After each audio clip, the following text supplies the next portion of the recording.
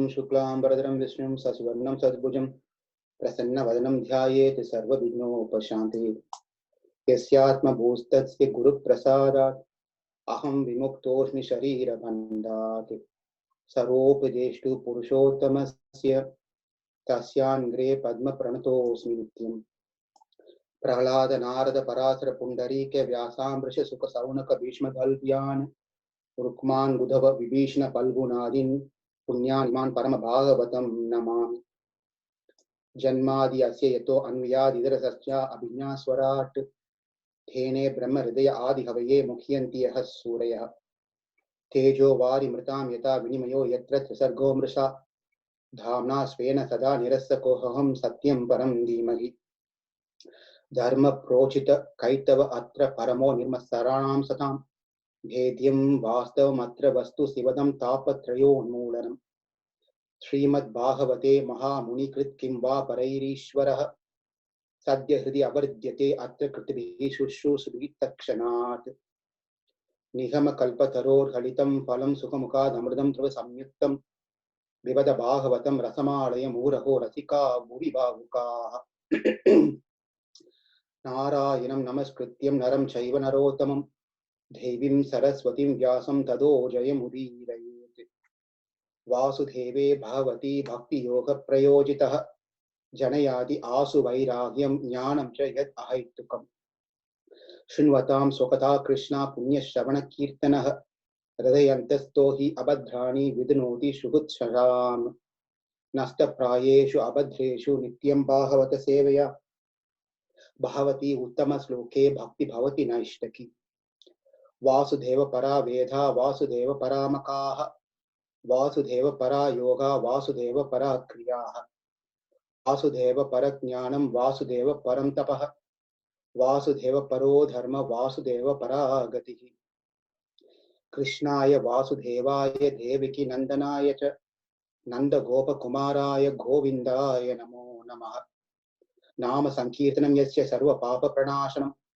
Pranamo Dukkha Shamanam Tam Namami Harim Param Hare Krishna Krishna Krishna Hare Hare Hare Rama Rama Rama Hare Hare Hare Krishna Krishna Krishna Hare Hare Hare Rama Rama Rama Hare Hare Hare Krishna Krishna Krishna Hare Hare Hare Rama Rama Rama Hare Hare Hare Krishna. Namaste. Welcome to our Srimad Bhagavatam Saturday class. We have been discussing from Canto 5 and we completed 4 chapters in Canto 5. We saw so far we are in the life of activities of Rishabhadev. Rishabhadev is going to give his instruction to his sons before he retired from his family life. It is one thing very important that we learn is the model of the world is a combination of dualities. Combination of dualities where we have heat and cold, and then happiness and distress. Likewise, everything is there's a duality in the world. So dualities are there to give varieties to the life. Sometimes people have this question, why even we have dukkham, miseries in the world? Why we can't have everything sukham, happiness in the world? But it won't make the life very interesting if it's going to be very, very monotonous or one sort of life where it's not going to be making any sense. Also, another reason why we have dukkha in mix of sukham, so that we are always at the edge of the seat. We know very well what we are going through now is not a permanent situation, whatever it may be, the sadness or dukkha, it is not permanent. And eventually that's going to change into sukham. And the sukham is not permanent, and that's going to eventually change into dukkham. So this is going to be a constant program to and fro.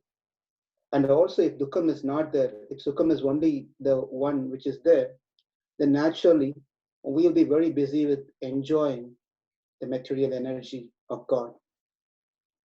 Unless and until we have the other flavor, which is dukkham, we won't be turning towards God. Now, that is important. Um, even one point is, even whether you're a dukkham state or in a sukham state, one should always try to remember God. Not only when we are in the dukkham, and not only when we are sukham, that God is already providing me everything that I need. Therefore, let me constantly worship God. In case if I stop going to the temple, now life is going very nicely. I never had a problem in my 60 years, 70 years.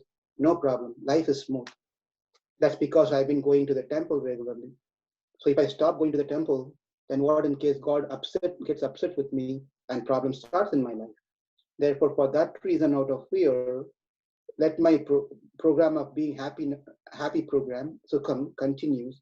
Therefore, let me worship God. It's another program. Another program is where I've been having problems all the time. So let me pray to God.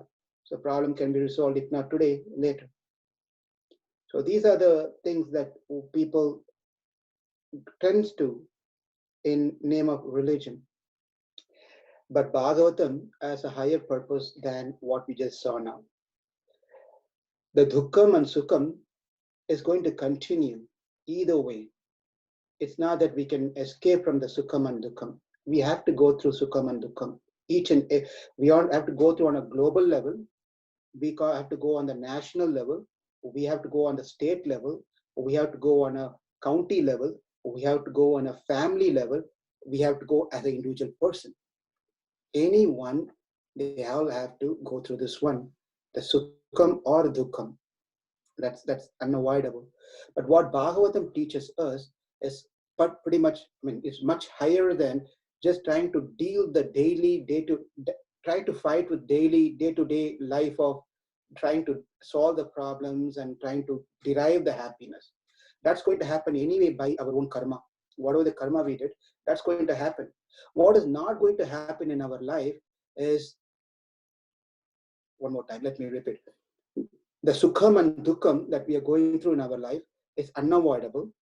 Whether you take step or you don't take step, it's going to happen. It's inevitable, it's going to happen. But what's not going to happen in our life unless until we take step is the devotion towards God, bhakti towards God.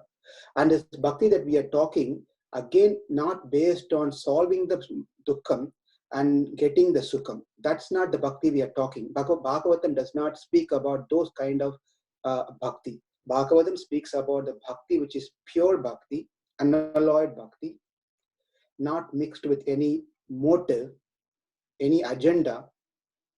None of those things. A pure bhakti is what has been spoken in Bhagavatam. Bhagavatam speaks about that particular bhakti, irrespective of whatever the situation in our life, whether it's sukham or dukkham, doesn't matter. My bhakti towards God is not going to change, because I understand this is all what I'm going through in my life is simply because of my karma. Karma can be individual karma can be a collective karma. What we are going through now is a collective karma. In fact, everyone has done something or the other. It's called a collective karma. Therefore, the whole the world is suffering for whatever the karma that the people living in the world have done. Not only who's living in the world, then whoever has created and left the world, whatever they have done also created the problem. Therefore, if we want to think, if you're really a well-wisher of the society, if you're really well-wisher of the country, of your in this world, then we have to think about what are that we are going to do for our coming up generation, right? Coming up generation. It's like, you go to the movie, sometimes this happens in the movie theater. You go to the movie theater, then, you sit on a seat. I'm not telling you to go to the movie theater, by the way, but I'm just giving an example here. So you sit on a seat, you see there's a bubble gum. Someone ate a bubble gum and they spit it on the next seat, and they left, right? Spit and left. They don't care. The purpose of they came here is they came to the theater is to watch the movie. They enjoyed the movie. They ate popcorn or whatever they want to do during the movie was going on. And then at the end, they messed up theater and then left. They don't care about who is going to come next. It's the same mentality. We, current generation, if we do not think about the future generation, then we are going to mess this whole world up. And that is what we are going to give to our children for the future generation acts to come. So it's very important that we train ourselves in the teachings of Bhagavatam. Bhagavatam teaches us all those different things, how to lead a proper life for yourself and for the welfare of others and the generations to come. And the best thing is we practice that and we teach others in a way. And what we are going to see today is exactly the same thing, where Rishabhadev, he was son of Nabi, King Nabi, he now is going to instruct his children. He has 100 children. Out of 100 children, the first son was Bharata. And we are going to see all those things as time permits today. Now, Rishabhadev was ready to retire. And he thought, what am I doing now? I shouldn't be doing this, what I'm doing. Now there's time to come. My children have come. They are all grown up. Now they can take the responsibility and I can move on. And this is the mentality of many of the rajas mean the kings of those days. Not that they wait until the death comes and knocks them off. Okay, they prepare themselves for the death. Preparing for death is one kind of activity. It's not to be seen as a scary thing, right? We prepare ourselves for this COVID-19. We prepare ourselves for going to work. We prepare ourselves how to eat. We prepare ourselves, how am I going, if I'm going to some other place, what are the preparation that I need to do to go to that place to meet someone? If I'm going to India, what am I going to do? I have to prepare for something, right? We always prepare something as we are planning our life. But one thing we never prepare is preparing for the death, right? We don't want to talk about it. We don't want to think about it because that's not going to happen to me anyway. My neighbors dies, others dies, but I'm going to be here forever. And when I'm leaving also, I'm going to take all my stuff with me. I'm not going to leave anything here. It's all an illusion. It's all illusion. So therefore, one has to start preparing like these Rishabhadev, Nabhi, and many, many kings that we have seen in the past. All the kings are retiring. They're all planning for retirement. So they prepare. Like this, Rishabhadev was also getting ready for retirement program. For them, retirement program is not to go to Hawaii or not to settle down in Texas, Atlanta, or none of those things, right? The retirement program, what it means is not, some of those things. Retirement program is wherever you are. It's not, I'm not saying that you should not go to Hawaii, you should not go to Atlanta, you should not go to California. It doesn't matter where you go. But what is the purpose of you going, moving, or doing these things? The purpose is now be away from the worldly things. Dedicate yourself fully into God consciousness. If that is the goal of your life of doing these things, that's well and good. I encourage. That's what we need to do. Because we cannot go to the forest. It's going to be challenging if anyone wants to go to forest. Therefore, Rishabhadev says here, what does Rishabhadev says? In the chapter 5, a beautiful set of slokas has been given as an instruction by Rishabhadev. Rishabhadev, he starts his instruction to his children. He says to the children that, Rishabhadev says, Nayam deho deha bhajam nriloke kashtan kaman harhati vid bhujan ye tapo divyam putrakayena sattvam sudyat yasmat brahma saukyam tu anantam. He says that the human life is been awarded to us. It's an award. You will be happy when we get an award in school days, right? Even now, if you get an award from your office, for whatever you achieve, you get very happy. You feel very happy about it. Like that, the body has been awarded to us. It's been an award for the hard work that we did in our previous lives. That's what has been given to us. But when we take this award now, and then then start using this for something else, not for betterment of why we got this body, then it's simply waste of our time. Rather, the body should be used to engage in penance and austerity and attain God. By doing so, what happens is one's heart gets purified and he becomes eternally happy. And it's not the flickering happiness. Flickering happiness is, every moment we find in happiness and then we be satisfied with that. It's not we don't want to settle down with a flickering happiness. We want a happiness which is permanent, which can stay with us permanently. And that happiness comes by practice of penance and austerity in our life, so that in that way we can gradually move close towards God. Mahat sevam dvaram ahur vimukte tamo dravyam yoshitam sange sangam mahantaste samachittaha prasanta vimanyah suhrid sadhavo ye. He said that the best way that one can attain moksha, the best way that one can attain peace in their life, the best way that can attain whatever happiness that they want in their life is by serving Mahat Sevam. Mahat Sevam means by serving the great sadhus, by serving the saintly people, the advanced saintly people. That's the only way where one can be very happy in their life. There's no other way that one can be happy. And these are instructions that's been given by Rishabhadev. And here's what he's going to say. What is that they should not be doing? This 100 sons should not be doing. He said you have to associate with the saintly people. And the second thing he says is try to disconnect yourself from the people who are fickle-minded, who are very much only interested in maintaining their body and their material growth. Try to be away from those people who are only focusing on the material progress, concerned on their body, but get attached to those people who are concerned or very interested in the spiritual program. Nunam pramata kurute vikarma yad indriya prithya apnoti sadhana sadhu manye yata atmanoyam asanapi kleshada asadeha. And the next sloka, it says, if one's goal in life is to be happy only materially, then that person tend to commit many sinful activities. Because what happens is that if our goal is only to be happy in our life, material life, then for me to be happy, I try to do so many sinful activities. I don't care about how I get the money. I need the money because I want to be happy in my life. So if I want to be happy in the life, I don't care about how I get that money.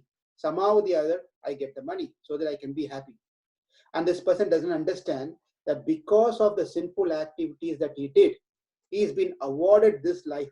And if he's going to continue doing the same sinful activities, then he's going to get punarapi jananam, punarapi maranam. I mean, he's going to get another birth, another death, and a never-ending cycle of repeated birth and death. Therefore, as much as possible, one should try to get away, distance away from the material enjoyment, sense gratification, so that they can be away from the dharma, samsara. Also, it said, Shariram Adyam Kalo Dharma Sadhanam. Shariram Adyam. Sharira means this body. This body has been given for only one purpose. Kalo Dharma Sadhanam. Dharma sadhana means the purpose of we all attain the body is to do dharma. That's the whole purpose we got this body. But then are we using this body to do dharma, or we are accumulating more adharma? Adharma is opposite of dharma. So what are we trying to do? Right? So if you, then the next question comes, what is dharma? One might ask, what is dharma? Because everyone has their own idea of what dharma means. Dharmans to sakshat bhagavat pranitam. It is said that dharma to sakshat bhagavat pranitam means it is to cultivate bhakti towards God. And that's the only purpose of dharma. And that's the only purpose why we got the body. And with this body, we have to cultivate Krishna consciousness. We have to cultivate bhakti very seriously. But the next question comes, how can I become more serious in bhakti? Because already have done so many sins, so many papas, anarthas, many aparathas, sahasra bhajanam, not one or two, unlimited aparadhas I have done.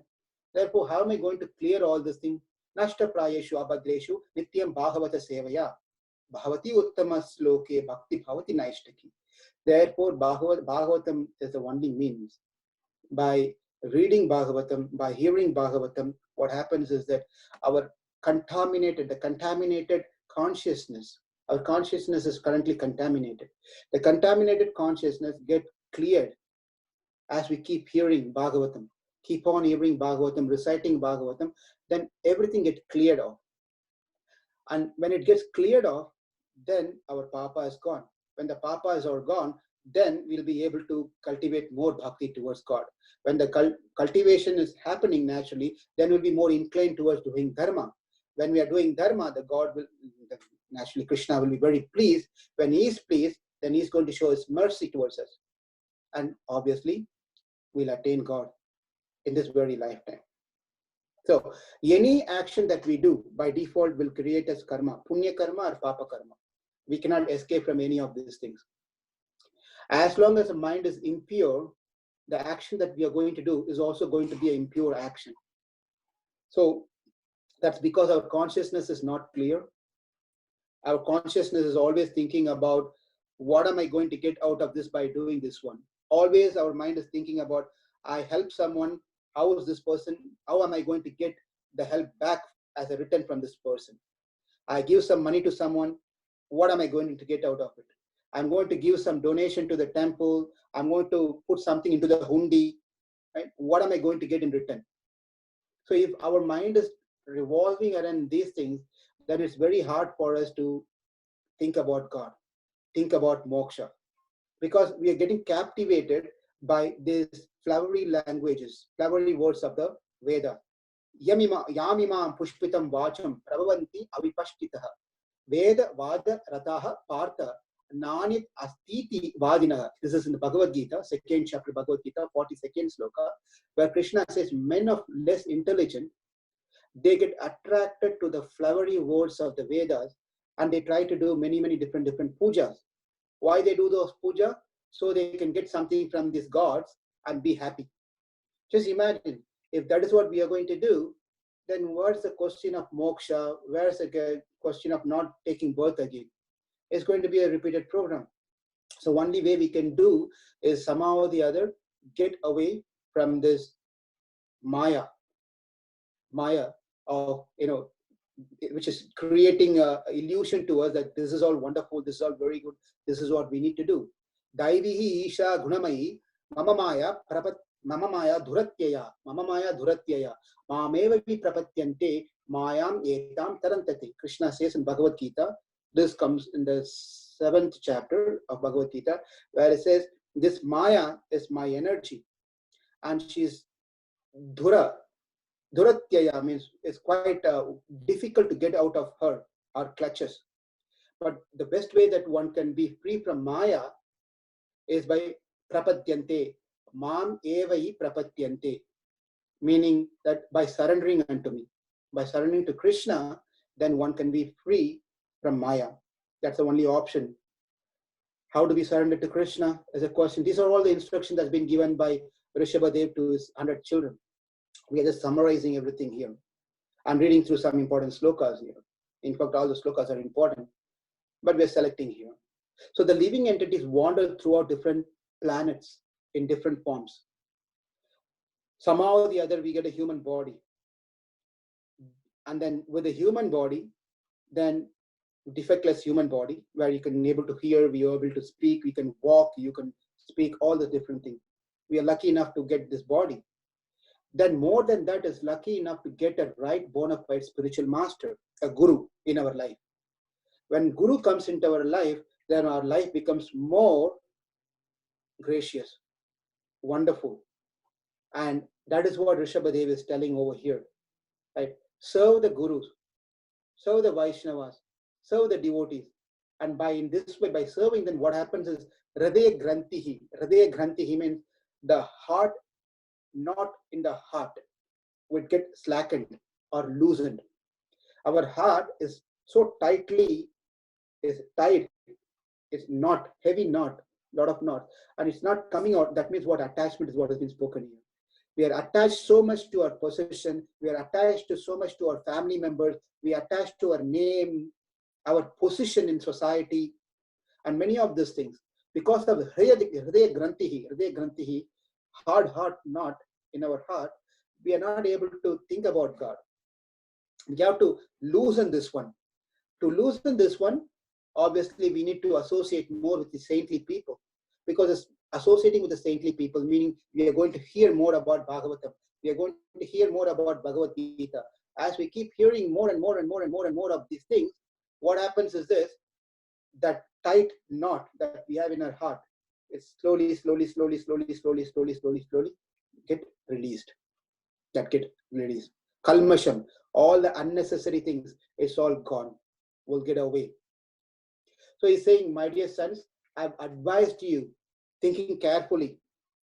If a father is going to advise son, and obviously that those advice is not going to be of any personal agenda, is going to be for the betterment of their children. Right? So if you're serious about your life, about moksha, then take my advices very seriously.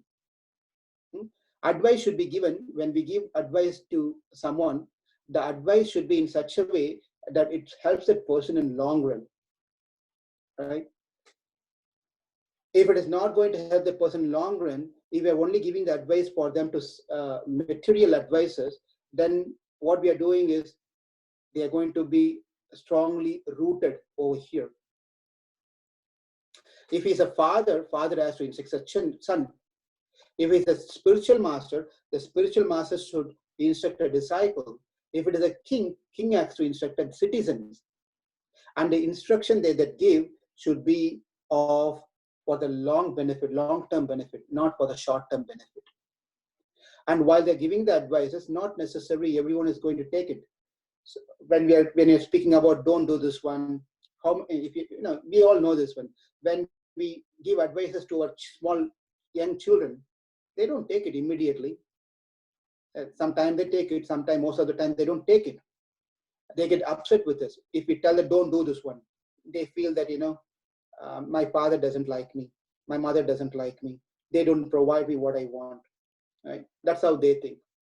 But irrespective of whatever, therefore parent cannot change their advices, because thinking that the children is going to be upset, therefore I'm going to change my advice and make my advice in such a way that the child is happy. And that is not really good advice. And in Ramayana, we can see this one. Vibhishana came to Ravana, and then he was giving advice. And then Akampana, Malyavan, and many other Rakshasas, they all came and also gave advice to Ravana. Both of them were advices. But the one that Vibhishana gave advice was to correct Ravana. He told what is good for Ravana in long term. Whereas the other came and gave advice to please Ravana. They gave a wrong advice to please Ravana, where he can be happy for the short time. So we have to think about it. Sometimes we think we should not tell anything to anyone. They will misunderstand me. They might not follow me. Or they may even think if I speak something about spirituality, they might think, what happened to him? He's attending every Saturday class or what? Or listening to Gita every day. Something has gone wrong with him. He's become insane. He only talks about, spirituality. That's how people start thinking when you start hearing more of, spiritual lectures, because it's getting into it. As we don't know, as we keep hearing, those things are going into us. We are just absorbing ourselves into this without even our knowledge. It works on a subtle level. And therefore, when you speak to someone, you might tell something what you heard in the Bhagavad Gita or what you heard from Bhagavatam, and that person is going to tell, what? You were all right just few months back, few years back. Now you seem to be talking so many other things. What happened to you? And people might think like that. That does not mean that we have to stop telling them what is right. As long as we can tell them and they are in a space of where they can hear, they are not offensive, then naturally we should help that person telling the right thing. We have to tell the right thing, because God has chosen us to have this treasure. Bhagavatam is a treasure for all of us, right? So whoever is here in this call, we all have a biggest treasure, the treasure of Bhagavatam. We should continue receiving it, and we should also give this treasure to others, irrespective of who the person is. All we have to do is just tell other people, read Bhagavatam, hear Bhagavatam. That's all we need to do. And it's left to them whether they want to come, they want to hear, they don't want to hear. It's totally up to them. Right? If parents are only focusing on the children material education, if the children are only worried about their parents' material needs, right? I'm just saying this because as a parent, we must be thinking, I need to put my child in a good school. I need to make sure I have enough savings for my children. I'm not saying this is all wrong, but if the focus is only on those things, okay? And likewise, the grown-up children like us, we all are grown-up, right? We are thinking about our parents only on the material needs. I need to send money to my parents. I need to do this one. I need to make sure they go to, now that they never enjoyed their life, they did not go to any of the movies, they did not go to any of the parks. Let me take care of their material needs. Now they can enjoy materially, then nothing wrong. If that's the only focus, then it's wrong. It's wrong. Rather, we should understand it has to go where we have to also make sure the children are spiritually educated. We also make sure our parents who are getting closer to death, right? They also getting spiritually educated. It's very important when we have to do these things. Otherwise, it will be like leading a blind man to a dark well. Rishabhadev gives us an example, right? A blind man leading a blind man, like leading a blind man to a dark well. So it's not going to be of any use by doing so. So Guru, it's said that Guru nasa syat, swajana nasa syat, pita nasa syat, janani nasa syat, dhaivam na tatsyan, na patischa sasyan, na moshyatya samupatti mrityum. Samupeta mrityum. Samupeta mrityum means where the person who was taken up a role as a guru, a person who has taken up a role as a mother, a person who has taken up a role as a father, a person who has taken up the role of a king, whatever the role that you take, and if you have a dependent under you, it is that person's responsibility to make sure that his dependent or her dependent are towards the path of moksha. Otherwise, it is said one should not take up that role. One should not take up any of those roles. And that's how Rishabhadev is saying over here. And then as he was getting close to the conclusion of his instruction, he was saying that you, my 100 sons, work together cooperatively, and your older brother, Bharata, assist him in whatever way you can. So that's how he concludes the instruction. At the end of the instruction, he says that work and assist your brother, older brother, the elder brother, Bharata. So cooperation is very important in anything that we do. If there's no cooperation, acceptance of a person, and then helping that person, provided that person has a maturity in what he is doing, and is doing not for selfish reason, but for the benefit of everyone, then obviously one should assist that person by all means. Now, after instructing his 100 children, Rishabhadev, now he renounced everything, and he gave up the kingdom, and he started moving towards various parts of the country. And now he was not wearing a dress on him. He was not combing his hair. He was not taking shower. He was just a mendicant. Whatever he gets, he just eats. And then he was just roaming around various places, Rishabhadev. And he came to the southern part of India. He traveled to different part of the southern part. He came to Karnataka also. Then that's where he left his body in a fire. In a forest, there was a fire. During the time he was in the forest, he was caught with fire, and he left and returned back to his abode. Rishabhadev is an incarnation of the Lord, as we already saw. So he returned back to his abode. So what happened is, after Rishabhadev left, there was one king. His name was Arhat. This king was very much got influenced by Rishabhadev. He got very much influenced by Rishabhadev. He started seeing how Rishabhadev was leading his life without dress, eat whatever you want, and so all sort of things. So he saw this and he wrongly understood. This king wrongly understood that therefore we need not follow the Vedas. Therefore, we don't need to do any sort of dharma. You just have to be in a certain way, like a mendicant, right? And if from that time onwards, there's a new religion started, and that religion is Jainism.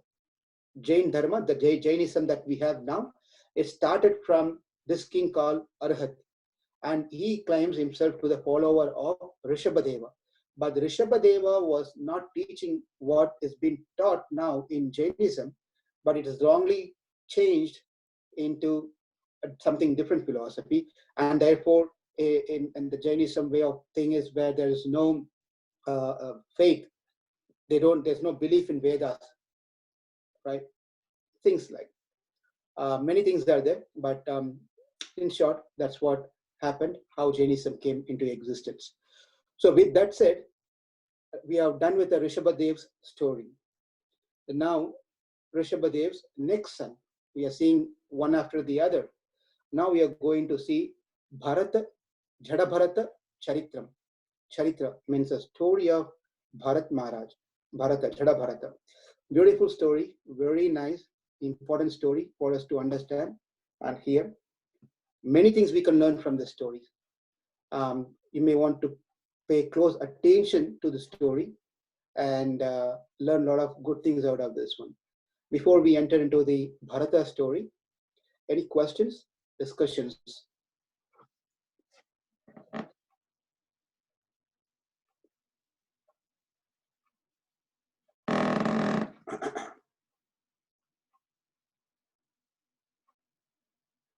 Prabhu, I had a question. Gopal Prabhu. Yes, Prabhu. So you said the first son of Rishabdev was King Bharat. So is this the same king in whose name the country was called Bharat, or it's a different Bharat? It's the same king, correct. That's what Prabhupada says also in the purport. Okay.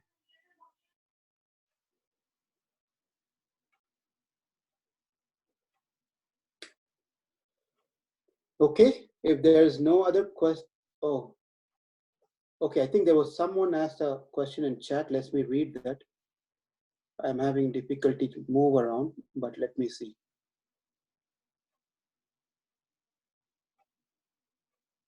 Yes, Rishabhadev was burnt, was he not? Yeah, it was not intentional, but the forest caught fire and he was present there when the forest fire happened. In that way, he left his body. That's how he left the body. And again, for great soul, it really doesn't matter how they leave the body. Okay, whether it's through fire or whether natural or through accident or through some heart attack or some disease, it really doesn't matter when it comes to great souls because they are fully conscious of God. It doesn't really matter for them. And also in Rishabhadev case, he is the incarnation of the Lord, so he might choose however he want to leave the body. That's all. Okay, if there's no other questions, if I missed any questions, please stop me and speak up so I can answer the question. Okay, assuming there's no further question, and we'll open up again for question as we finish some session over here. Now, Bharata, Maharaj Bharata had 5 sons. And then he was having as usual, a wonderful life. He was leading in fact, before he got into the family life, he was very well qualified to renounce everything and completely dedicate himself in God consciousness. But then as a responsibility that's been given to him by his father, Rishabhadeva, he accepted the responsibility. And then he started ruling the king. Ajanabha, now the Nabhi, we saw Nabhi, King Nabhi, right? Ajanabha, formerly the planet was called Ajanabha. Now, after Bharata Maharaj, who started ruling, then it's been renamed as Bharata Varsha. Before that, it was not called as Bharata Varsha. And then after King Bharata took over, then it's called as Bharata Varsha. With great faith, King Bharata performed various kinds of activities, Homa, Yagya, whatever need to be done, Agnihotra, and many Chaturmasya, Vrita, whatever needs to be done, he was following perfectly as it's been told in the Vedas. Because one has to do what needs to be done as per their ashrama, right? If you are in a Grahastha ashrama and you have children and you say that I don't care about my children, I don't play with my child, I don't care about whether I to give something or not. Of course, believe it or not, there were great sages. They don't go into the mood of I don't care, but they were less concerned about even their families. But somehow or the other, the family was maintained and taken care. And not everyone are like that great sages. Therefore, we should accept who we are in our position, and not that we have to act like someone else. Therefore, we do what we need to do for the family, right? So likewise, Bharata was also performing exactly what needs to be done for the family, the dharma of a grahastha ashram and dharma of the kshatriya, and everything was doing very nicely for many years, 10,000 years. The years were passing, where time was coming. So now he was just thinking that I have everything in my life, I've done whatever need to be done, and then life is perfectly done. Now the only thing is left out is I need to now start focusing on Atma, Paramatma. Therefore, need to retire from the family life.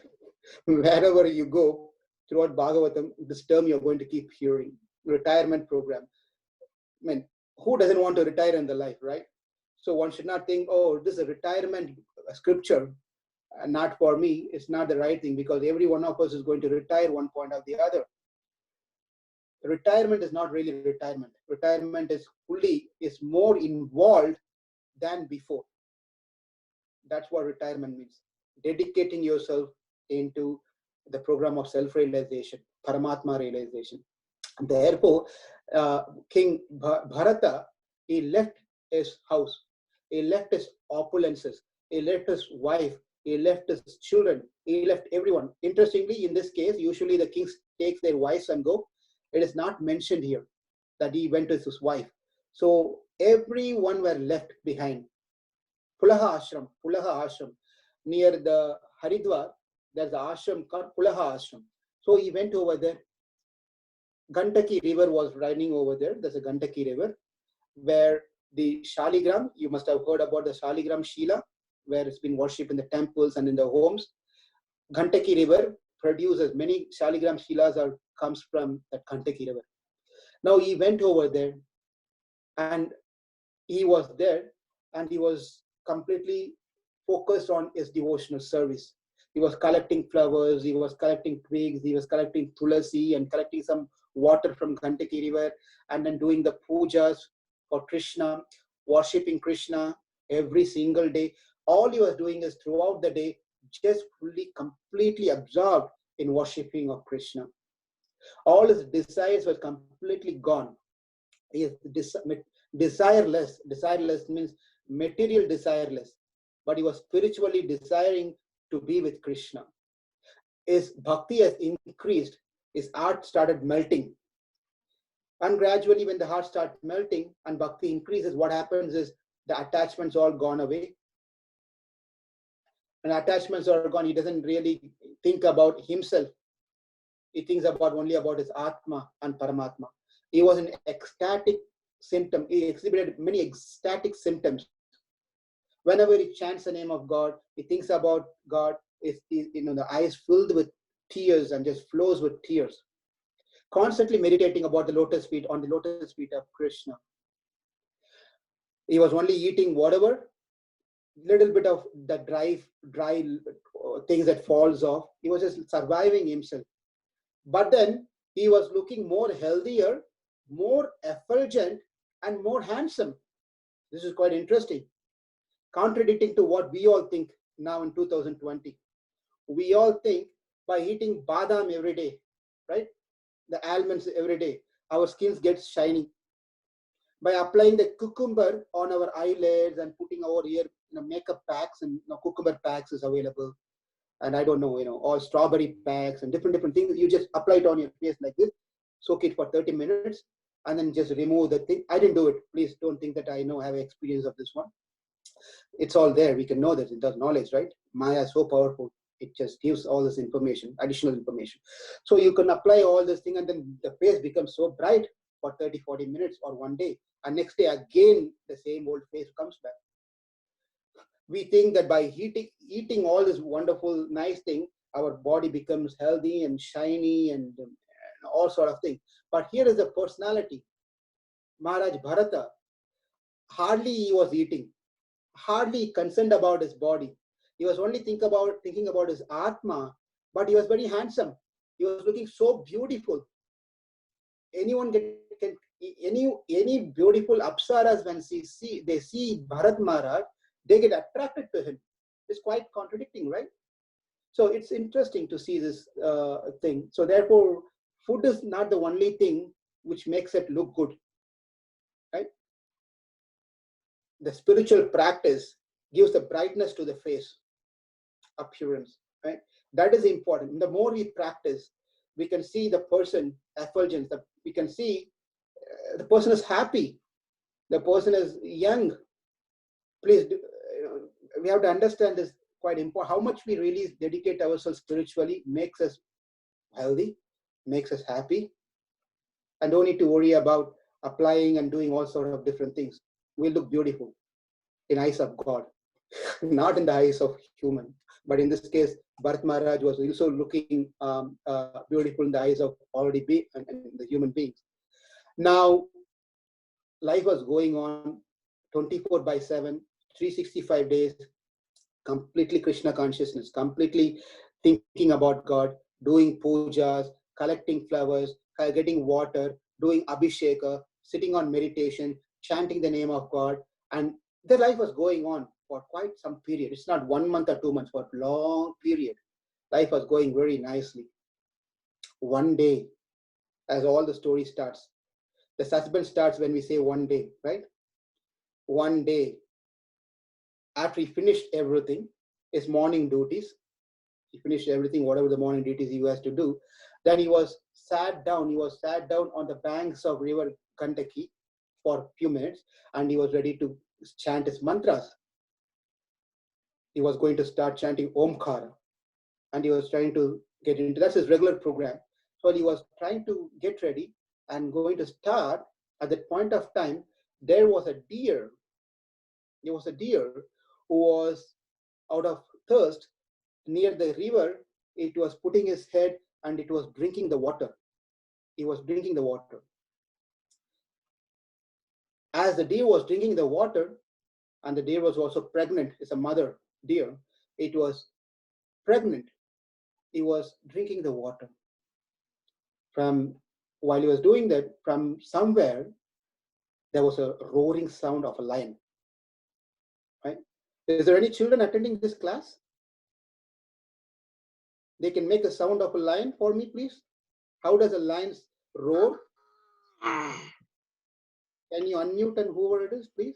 Roar! Anyone else too? Any other children?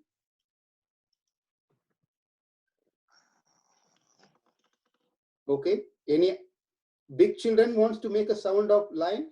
Roar! Who's that? Roar! Who's that? That's Oppo. Opal. Thank you, Opal. That was you're a sadhu lion, mode of goodness. Okay, thank you to both of you. Now, there was a roaring sound from a distance.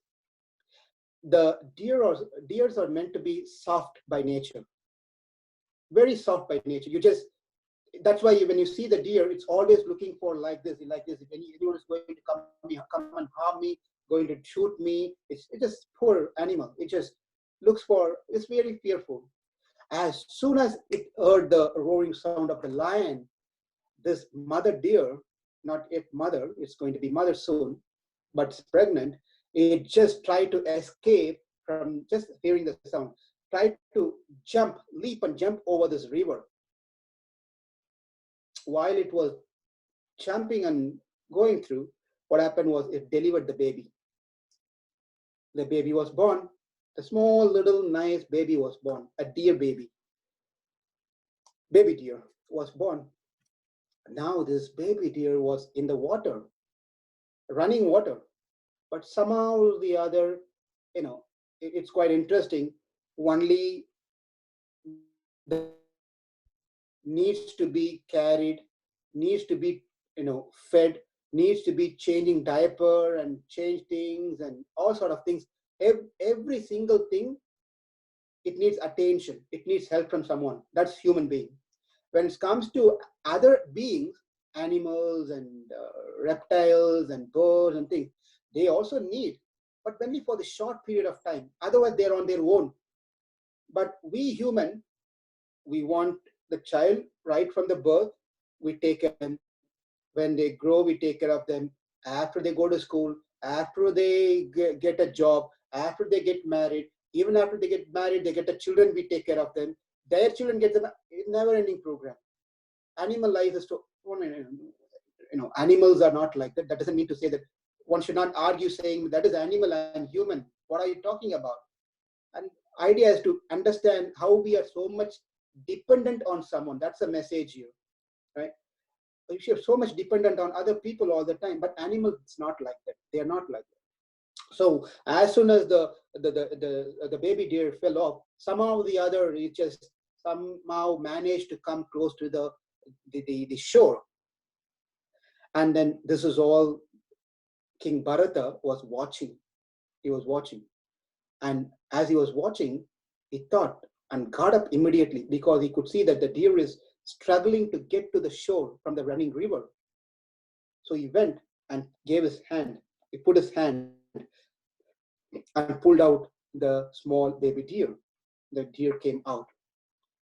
Now, here is an interesting turning point in his life.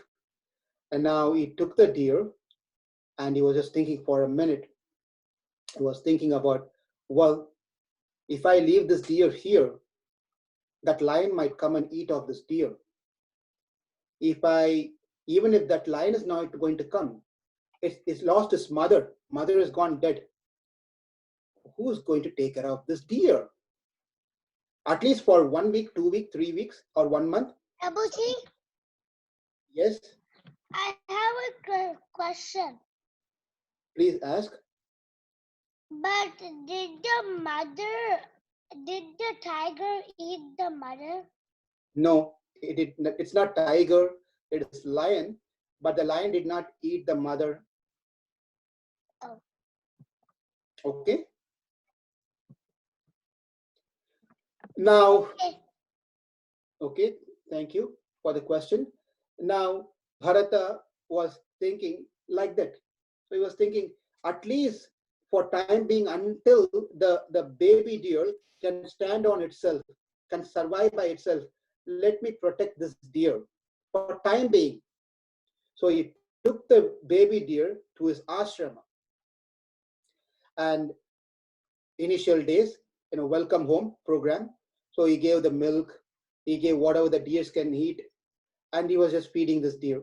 And the deer was very happy. The first person the deer saw was this person. So the deer also thought, he's my caretaker, he's my parent.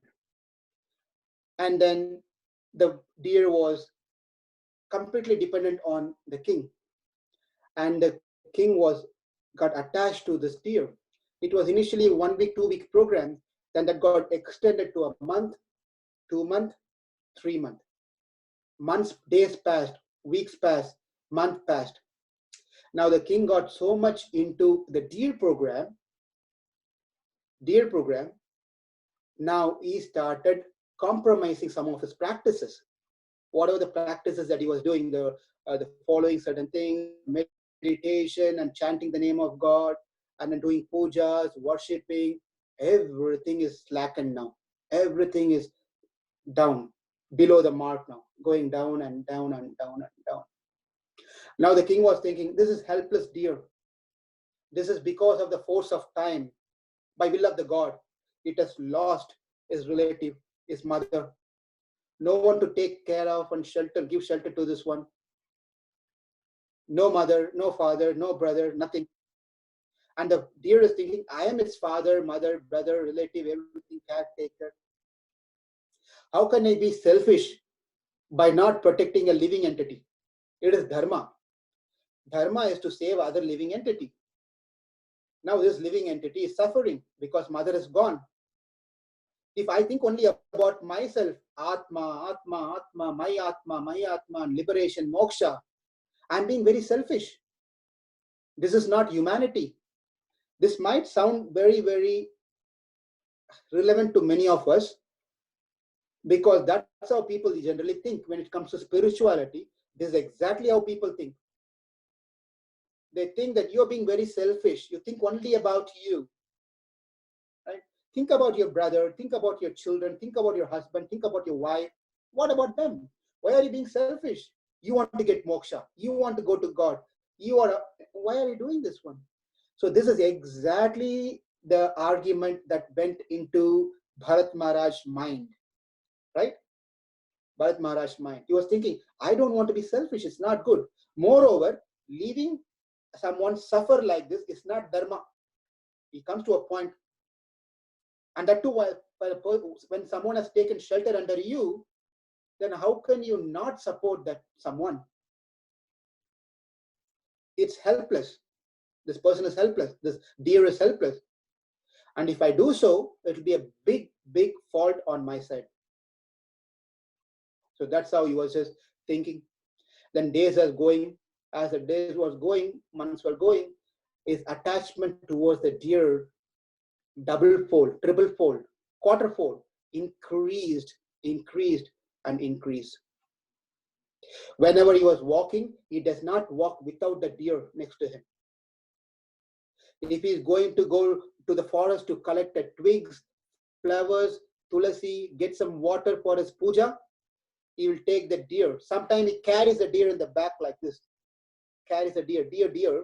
The deer has become very dear to him. So he was carrying the deer like this, right? All those things while he was going. By this, his heart was completely bound to the deer in affection. Why? Because that he feels he is giving the shelter. He is a protector. If he doesn't do these things, the deer will not be taken care. That's how he was just thinking. Whenever he was sleeping, the deer was right next to him, sleeping. Whenever he was going to take bath in the rivers, he takes a deer with him. Whenever he was eating anything, he will eat with the deer and feed the deer also. And the deer will lick his hands and eat things. He was just enjoying every single moment, every single time being with his deer. And now totally out of his program, whatever he was doing before. Completely out of his program. Now, one day, I want to keep track of the time. I'm not sure what the time is. Okay. So one day, it's another day, not the same day. It's another one day in the story. By the way, when I say story, please understand, these are all not frictions. It's all not made up. It's all real, factual incidents that happened. So do not think it is a simple stories, man-made stories. So one day, the deer was missing. The deer was missing. He couldn't see the deer for a few minutes. He was thinking maybe it will come back. So he was waiting, and waiting. He couldn't wait any further. He was thinking, what happened to my deer? Deer. It's not back home yet. Usually he doesn't leave that alone. But this peculiar day, something happened, so it's gone. So he was feeling as if a man who got a wealth, a lottery ticket. Lottery is also not good practice. I'm giving an example. So that's how we are in this world. We can understand through this all wrong examples, unfortunately. So just take this as an example. A lottery. A man who's been told he got a lottery of, I don't know, whatever the billion, $1 million, $400 billion of lottery.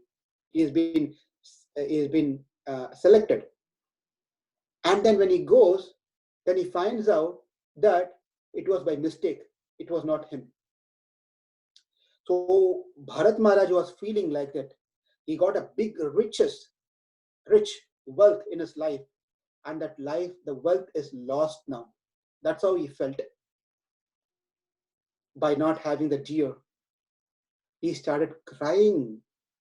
He started screaming. Will I ever see the deer again in my life? Will I see the deer again roaming on this garden of my ashrama, eating the soft grasses? Will I see my deer again? I don't know if the deer has been eaten by wolf, dog, boar, tiger, or lion. I don't know what happened to my deer. The sun is setting now, and still the deer is not back home yet.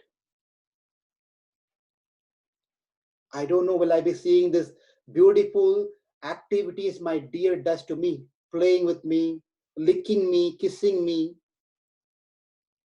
all sort of activities that it used to do with me. While I'm meditating, when I'm focusing on meditation, it comes angrily because I'm not paying attention to it. The deer tried to softly touch with his soft horns to get my attention. Whatever I keep for my puja, kusha grass, all the ingredients, it comes and tries to smell those things. I angrily chase it away, and it goes and quietly sits in the corner with sad face. Will I ever see that beautiful face again?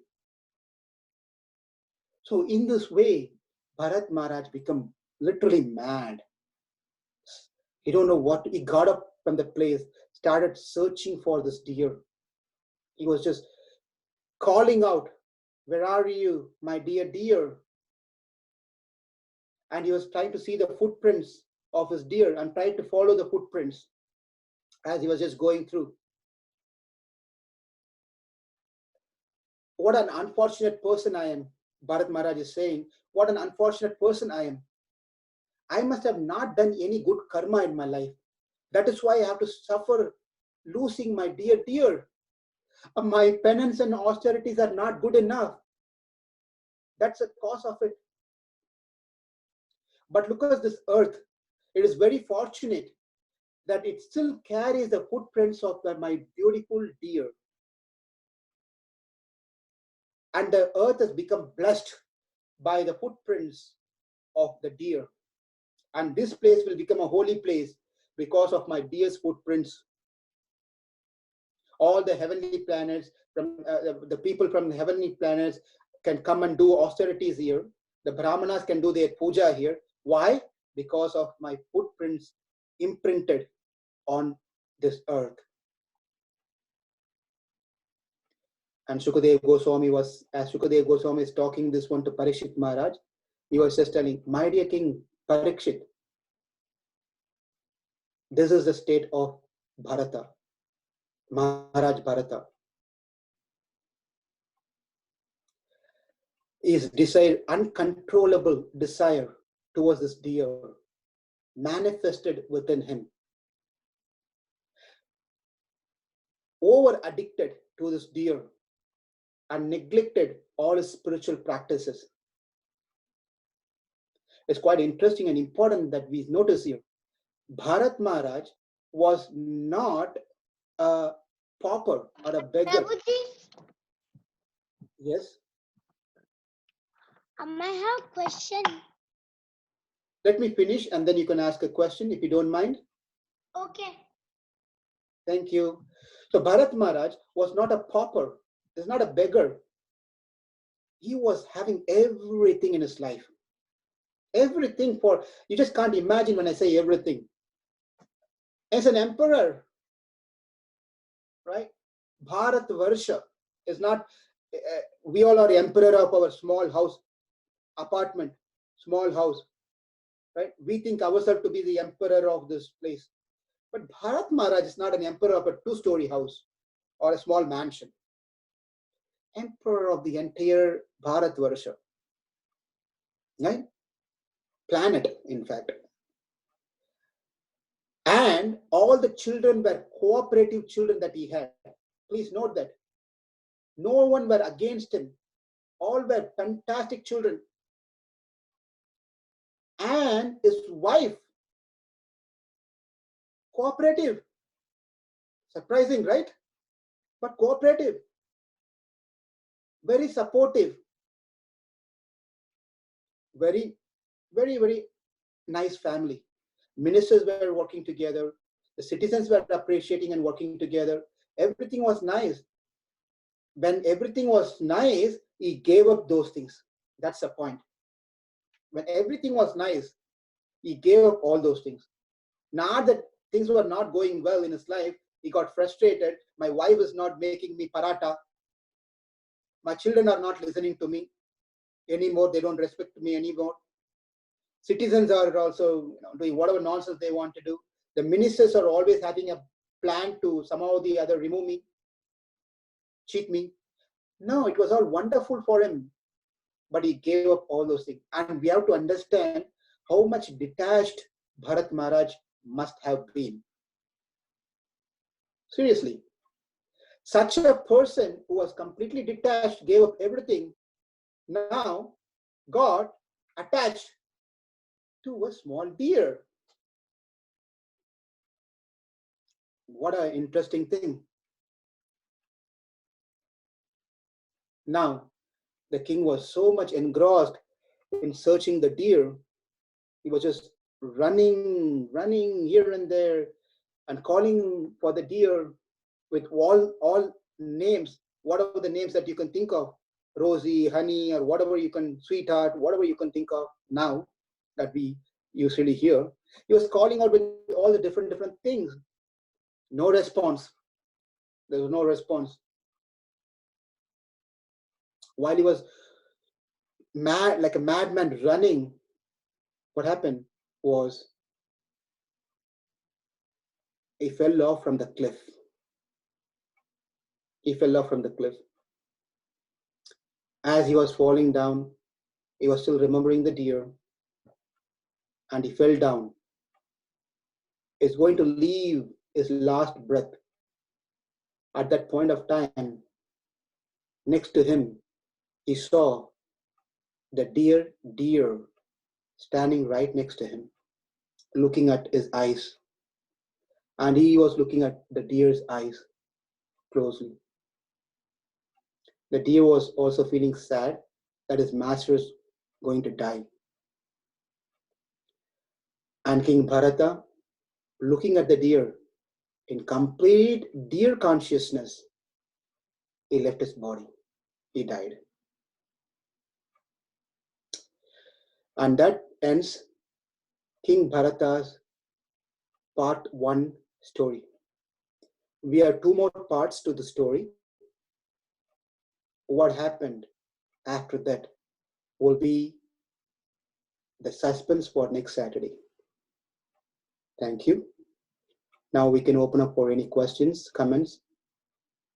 So someone was asking question. Was it you, Rukmini? Yeah. Please ask your question. What I wanted to ask that where is the deer? Where is the deer? The deer was just wandering, going some place to play. It was just playing somewhere, and it got, but finally it came when Bharata was going to leave his body. So he was just out wandering someplace. Okay, Rukmini? Okay.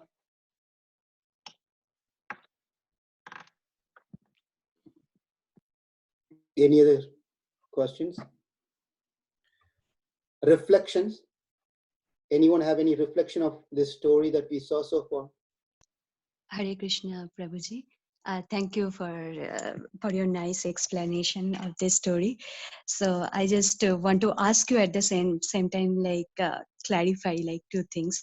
So last week, one question came up that if everybody is like Krishna's property, then why should we what is the problem of getting attached to our kids, to our family? So I think like I have got the answer from today's perspective. It's a practical example that if we get really attached to someone, in this case Bharat Maharaja got attached to the deer. So if we get attached to our family members, then there is every possible chance that we can get detached to Krishna. So have I understood it properly in this context? And my second question is that uh, you said that we should, Rishabdeva advised his sons that we should associate with people who are not inclined towards material success. But in real life, uh, most of the time we spend time with people who are only inclined towards material success and those who have like material inclinations. So how can we balance this thing? Like how can we like we cannot avoid it. Like if we talk practically, we cannot avoid this association, and most of the time we associate with them. So how can we balance our spiritual life and material life? Thank you. Thank you, Mataji. So question one, did you understand from today's story that how attachment brings misery in life from the story? I want to confirm, is your understanding correct? There's two parts to it. Here, the essence of the story is you understood rightly. That is correct. But there's another part to it. Another part to that is Rishabhadev was completely renounced person, right? Whereas others are not fully renounced yet. They are still following the Grihastha ashram. Grihastha ashram, they have husband, they have wife, they have children, they have father-in-law, mother-in-law, mother, father, everyone is there. Therefore, the attachment and detachment that Rishabhadev applies, and that applies to the Grihastha, there certainly should be some variation in that attachment. In Rishabhadev's case, he shouldn't be worried if he gets a WhatsApp message or SMS message saying his wife is sick. He's not going to go and look for his a Tylenol or call for a 911 and call someone to go and take care of his wife. He's not going to do that. In Grihastha ashram, we should be detached. And that doesn't mean that we don't call 911. So there is certainly a responsibility involved in the Grihastha ashram or the people or in the family, but the point is the mode should be applied as Bharata applied over there in a detached way, but doing the duty as one's supposed to do in that particular role. I always tell this incident. I like this one. There was one sannyasi, one person, a rich man in Karnataka. His wife passed away. They lived together for 60 years or so, married life together. Now the wife passed away. And this man decided that now he'll fully dedicate himself into spirituality. So he went to close by Mutt, Madhva Mutt. There was a Mutt. Mutt means a place where the sannyasi is there and the spiritual practice goes on. So he went to that particular place, ashrama, and he spoke to the sannyasi guru there, saying that I am ready for sannyas. Could you please give me sannyas? And that guru asked him, how do you say that you're ready for sannyas? The first question he asked him, how do you say that you're ready for sannyas?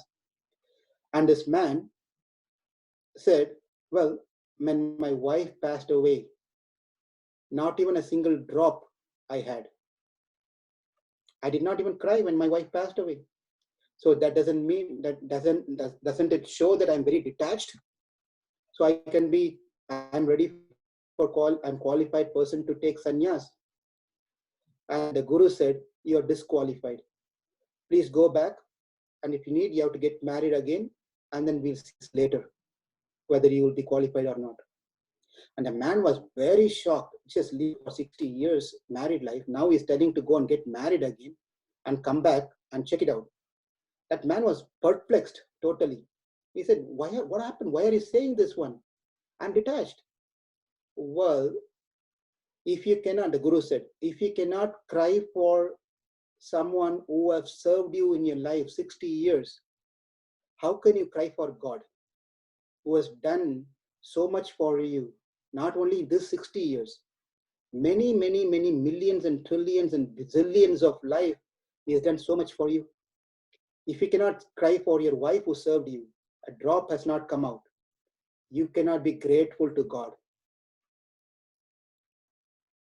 Therefore, we should understand and not get confused whenever we speak about be detached, that we become like a machine.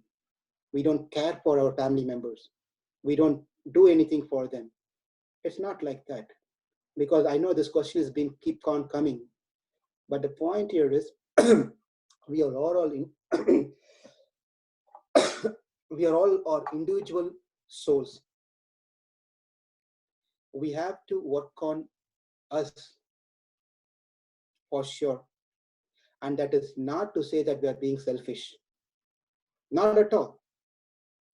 At the same time, as we are working on ourselves, we try to assist others within those in our compartment, in our journey, this vehicle called family. Right? So we try to help that person in the family. The person can take it up, accepts it, well and good. But that does not mean we lose our respect to that person. That does not mean we do not care for that person. Everything continues from us, from our side, from the person who's practicing spirituality. But the person has to understand that this is all temporary. But I'll do my role pakka, perfectly all right. And then continue focusing on self-atma. I hope that little bit clears on the first question. If not, Yes, Prabhuji. happy Thank you. to answer further. Are you okay with the first question, Priya Mataj? Yes, Prabhuji. Thank you very much. Thank you. Now, moving on to the second question. We usually in the world, majority of the people we deal with are the other class of people, meaning they are not into spirituality. They are mostly materialistic, thinking about matters, money, all sort of things, enjoyable things. Those are the people we are dealing with on a day-to-day basis. That's correct, very true. But it is in our hand how much we associate with them. We have the power of how much to receive, how much to filter out. That we have, that capacity we have. And as much as we need, we associate with these people for our survival. But otherwise, totally keep away from them, keep away from them. We use the laptop or the computer that we are using now over here for the purpose, good purpose. Otherwise, keep away the laptop. Laptop is going to be there. These tools are going to be there for us all the time, telling us, I am here, pull me, take me, use me. Now look at the Facebook, look at the Twitter, look at the browsing YouTube. It just tells so many things.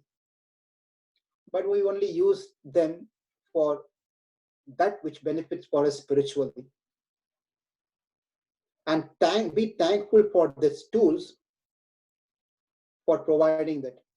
Likewise, we be thankful to those people, materialistic people, because they also need in our life for us to maintain our body. But we only associate and do whatever we need to do as business needs. Not a bit more than that. Unless and until you can influence those people spiritually. Otherwise, be happy into what you're doing. Priya Mataji, that's response to your second one.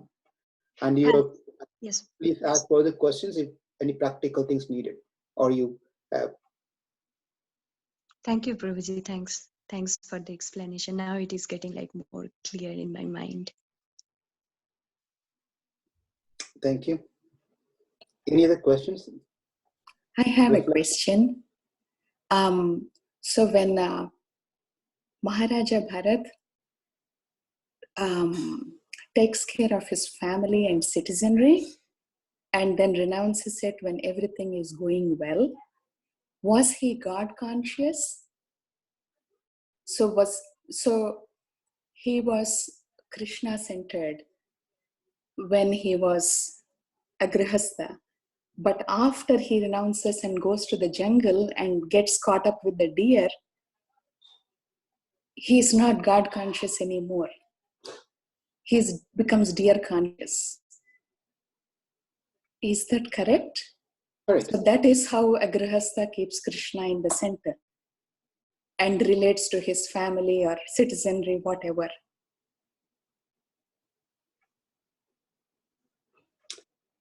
Correct. So keeping Krishna in the center in the family life will protect a person.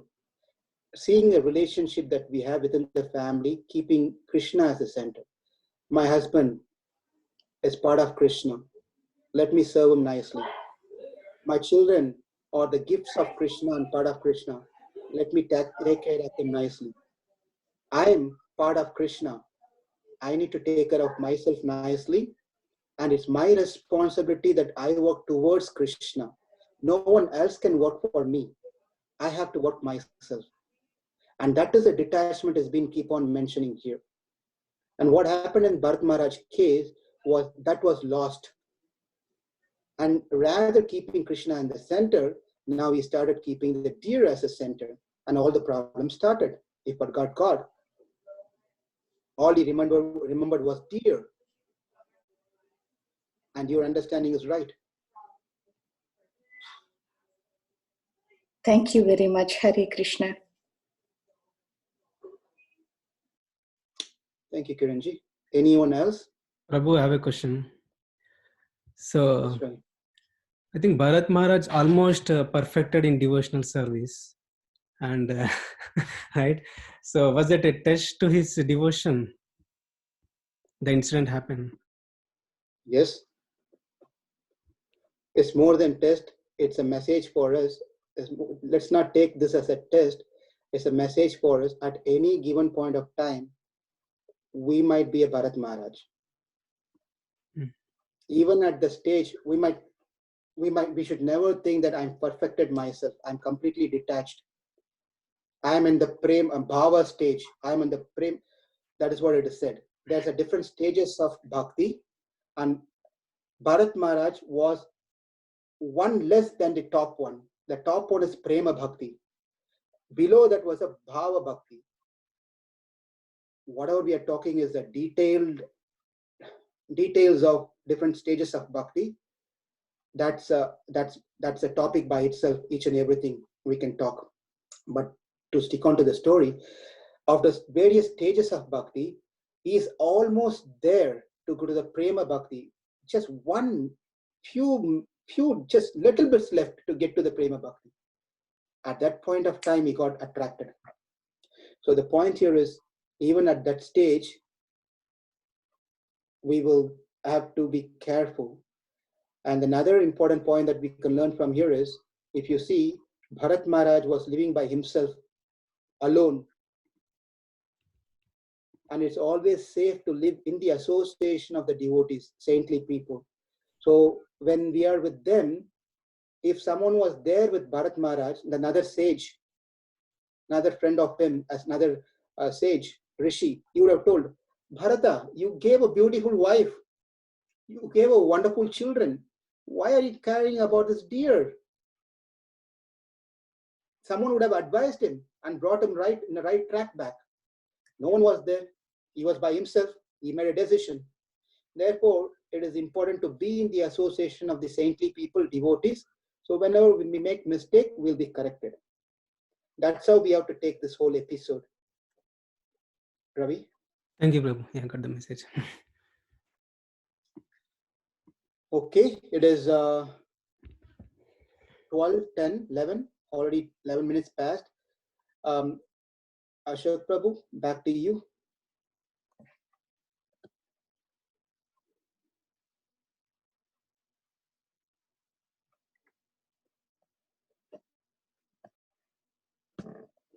Anyone else who joined recently would like to speak up and introduce yourself? We would like to know you, at least hear your voice. It'd be nice if you can on your video also, but no force. Anyone who joined recently or newly? See, Pavan, you want to speak something?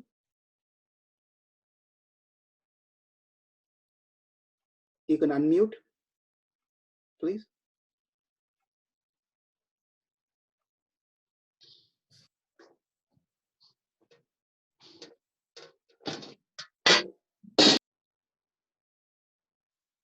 Pavan, are you there?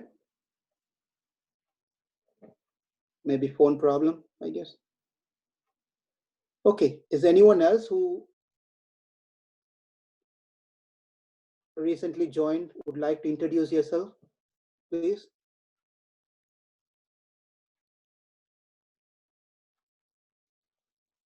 Don't feel shy.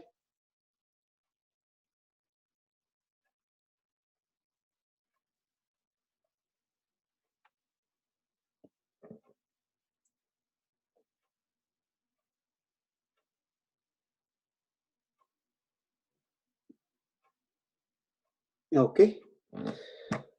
We don't have volunteers, that's fine. So Ashok Prabhu, are you there?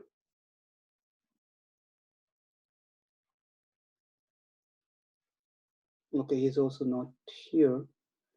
But thank you all very much. If there's no other things, have a wonderful week, and we will connect again to see what happened to Bharat Maharaj, a second part of Bharat Maharaj's story next Saturday at 10:30 Central Time. Thank you. Hare Krishna.